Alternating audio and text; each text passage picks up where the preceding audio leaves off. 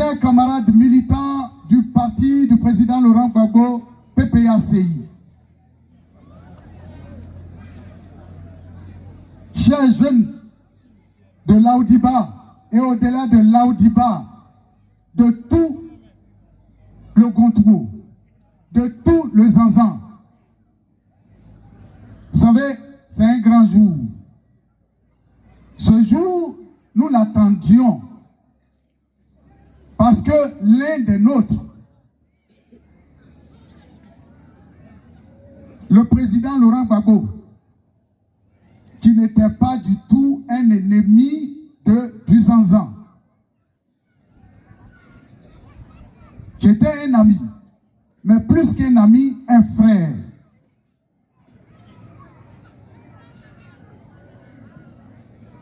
Après une dizaine d'années de déportation à la haie, il est de retour. Mais bien sûr, par la bonne volonté des autorités de Côte d'Ivoire. Je voudrais que vous les remerciez.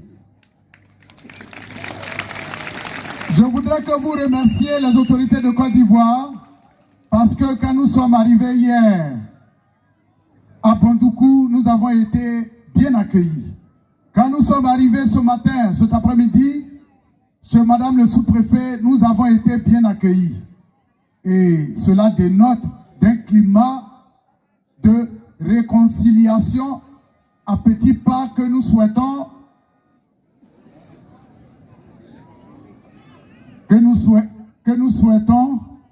je veux dire, plus rapide que cela. Je ne serai pas long. Ma joie est immense. Parce que vous qui êtes rassemblés, il y a plein d'autres qui voulaient être là. Mais vous savez, la plus belle femme du monde ne peut donner que ce qu'elle a. Nous remercions vivement ceux qui voulaient être là et qui n'ont pas pu l'être, pour diverses raisons. Nous remercions doublement ceux qui sont là et je voudrais que vous applaudissiez vous-même. Je situe le cadre de la rencontre. Vous savez, le président Stéphane Kipré, quand il est venu, il est rentré lui aussi après 10 ans d'exil. Et que dès qu'il a été nommé par le président du parti, avant même toute activité politique, il m'a avoué son désir de venir faire ses civilités, premièrement d'abord.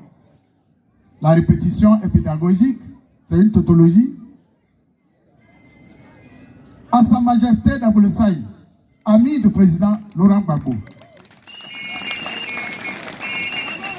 Parce que il m'a dit, quand il essaie de réfléchir, de voir sa dimension, de voir les actes qu'il a posés alors qu'ils étaient encore en exil. Et même à leur entrée en exil, il n'arrive pas à comprendre. Il se dit que ce peuple aime Laurent Gbagbo.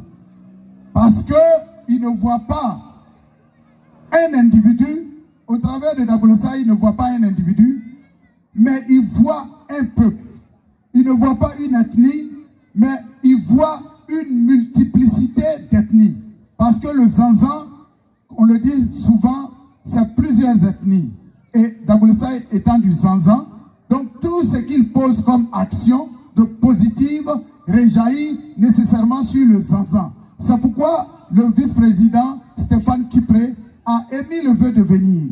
Et lorsqu'il est parti dire à son papa que j'ai envie d'aller saluer Daboulé Saï, il dit oui, tu vas y aller, mais moi-même, je te charge triplement d'aller lui transmettre mes civilités et mes remerciements. Et à travers Daboulé Saï, fais comprendre au peuple du Zanzan, au peuple du Gontougou, à tous, sans exception, que je les aime. Je voudrais que vous applaudissiez.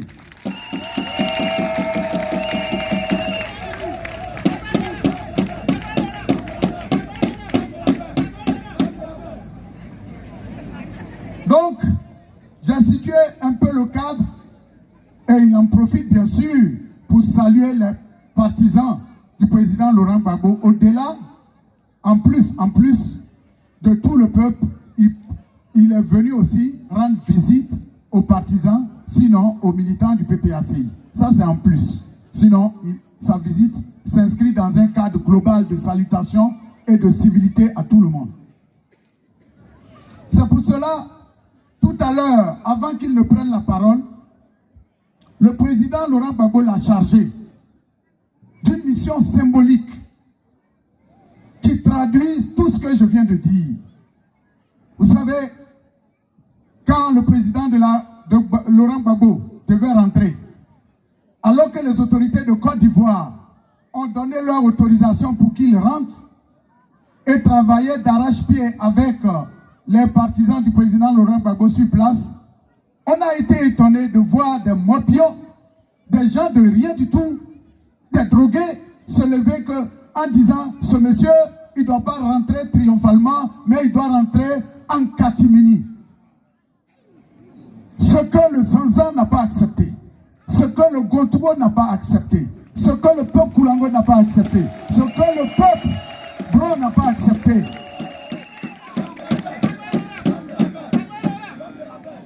Alors que Laurent Gbagbo était hyperblement choqué d'entendre des chefs traditionnels entonner cette chanson nauséabonde, Laurent Gbagbo qui était moralement cassé d'entendre de telles paroles, c'est alors qu'une voix va déchirer le ciel, une voix va déchirer le ciel du Zanza, le ciel de l'Est, le ciel du Nord-Est, le ciel de la Côte d'Ivoire, et rétablir la noblesse de la chefferie traditionnelle. Parce que dès que les chefs traditionnels ont entonné cette chanson, vous et moi, les partisans de Laurent Gbagbo ont commencé à mépriser, à avoir du dégoût pour la chefferie traditionnelle. Sa Majesté, qui est également le chef suprême du Koulango, du peuple Koulango, donc solidaire plus ou moins de la chefferie traditionnelle, devait rétablir la dignité des rois et chefs traditionnels de Côte d'Ivoire. C'est ainsi qu'il va aller contre la vie du veto de la Chambre des rois et chefs traditionnels. Qu'est-ce qu'il a dit? Il dit non seulement le président Laurent Gbagbo, moi mon ami, doit rentrer triomphalement, mais il doit rentrer de façon médiatique. Il faut que médiatiquement ça prenne le monde entier. Et il n'a pas seulement dit cela, il a donné des conseils au pouvoir en place, en disant, pouvoir en place, c'est vous qui avez à gagner gros dans le retour triomphal du président Laurent Gbagbo. Pourquoi? Je vous emmène, quoique chef traditionnel, je vous dis de regarder le cas en Afrique du Sud. Mandela a fait 27 ans en prison. Et donc, tous ses partisans étaient fâchés, très en colère contre le régime de l'apartheid. L'apartheid, c'est pas le vivre ensemble, mais c'est le vivre côte à côte en ennemi. Et donc, quand il devait sortir de prison, le régime de l'apartheid a eu l'intelligence et l'ingéniosité de dire, si celui-là, la colère que ceux-là, son peuple, a endossé depuis 27 ans, si nous laissons les choses en l'état, nous sommes morts. Qu'est-ce que nous devons faire? Profitons, aussi méchants que nous sommes, régime de l'apartheid, soyons intelligents et mettons un peu du baume dans le cœur de ce peuple.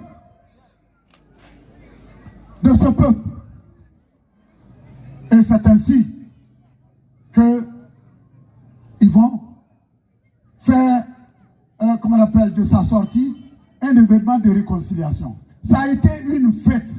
Et Dabouloussaï a dit, si c'est une fête, vous voyez que ça va décolorer. Ceux qui sont en colère ne deviendront plus en colère et ils ne demeureront plus dans la colère, mais ils deviendront amis, peut-être même du régime en place. Je crois que son message est passé. C'est dans ce sens Non seulement il a dit cela, mais il a déplacé Bouloussaï, c'est chef traditionnel, c'est notable. Mais au-delà des notables, de tous ceux qui vivent sur le sol du Gontouo, et non pas seulement du Gontouo, mais du Zanzan. Et non pas seulement du Zanzan, de la chefferie traditionnelle de Côte d'Ivoire, parce que cette chefferie, au travers de Dabouloussaï, a posé des actes de noblesse et de réconciliation. Voilà l'objectif de sa présence. Voilà l'objectif de sa présence. Mais je voudrais ajouter un seul mot. Il va encore les décorer. Pourquoi? Parce qu'en 2002, nous étions tous là.